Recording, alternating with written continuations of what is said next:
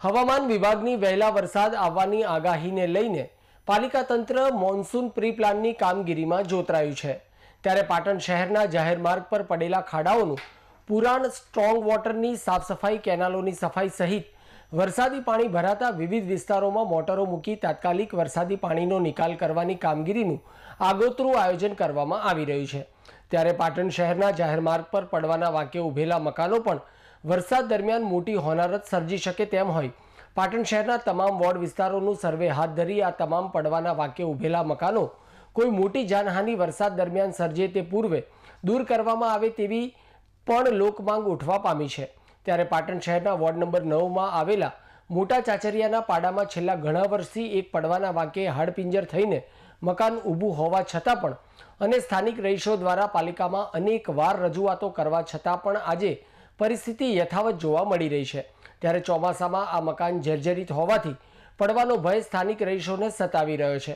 ત્યારે આ મકાન મોહલ્લા જાહેર માર્ગ પર આવેલો હોવાથી મોટી દુર્ઘટના સર્જી શકે તેમ હોવાથી પાલિકા તંત્ર દ્વારા આ મકાન માલિકને નોટિસ પાઠવી ચોમાસા પૂર્વે મકાનને દૂર કરવામાં આવે તેવી સ્થાનિક રહીશો માંગ કરી રહ્યા છે।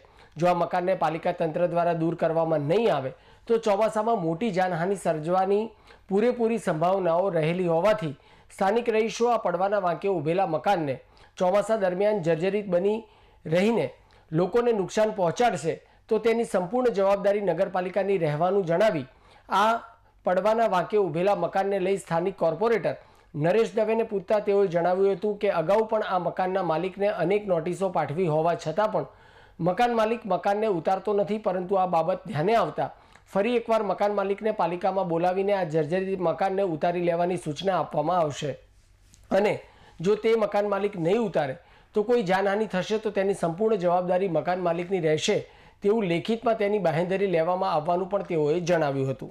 ચાચરિયા મોટામાં દરજીનું મકાન છે એ પડેવું એમાં કોઈ ટાઈમ કેટલા ટાઈમની અરજી કરી નગરપાલિકામાં, કલેક્ટર અરજી કરી ગણકારતો નથી। એ દાદાગીરી કરે કે ગમે તે નગરપાલિકા કલેક્ટર મારાથી હું કશું નહીં કરી શકું, એને જે ભલે મરી જાય માણસ મરી જાય અમારી કોઈ જવાબદારી નથી। આવી દાદાગીરી કરે લોકો જોડે। અમે કહું માણસ મરી જાય કોણ જવાબદારી છે? આખા મહેલા મેં ભેગો થઈ ગયા નગરપાલિકામાં તો જવાબદારી નહીં લેતો મારો કે જે માણસ મરી મારે શું લેવા દેવા કે સૌ મરી જતા કે આવી દાદાગીરી કરે કલેક્ટર। તમારી શું માંગ શું છે તમારી? આ મકાન પડી જાય એ જ અમારે સારું છે, મકાન ઉતારી જાય ને એ અમારે બીજું કોઈ જોઈતું નથી। મોટી જાનહાનિ થાય જવાબદારી કોની? નગરપાલિકા કોઈ જવાબદારી લેતા નથી, એટલે અરજી આલી તો કોઈ સાંભળતું નથી અમારું। આ દરજી ફૂલ દાદાગીરી કરે કે છો માણસ મરી જાય મારે શું લેવા દેવા? કલેક્ટર કશું નહીં મારાથી કરે, નગરપાલિકા મારે કશું નહીં, આવું દાદાગીરી કરે।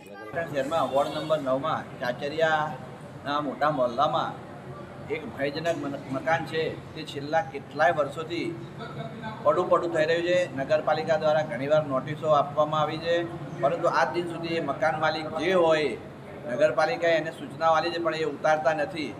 એટલે આજે ફરીથી અમારી પાસે રજૂઆત આવતા અમે નગરપાલિકાના એન્જિનિયરને અને કારોબારી ચેરમેનને જાણ કરી છે અને એને તાત્કાલિક કાલને કાલ બોલાવીને એના સ્વખર્ચે નહીં ઉતરાવે અને ભવિષ્યમાં કોઈ જાનહાનિ થશે તો એ મકાન માલિકની જવાબદારી રહેશે, એ રીતની નોટિસ આપવામાં આવશે।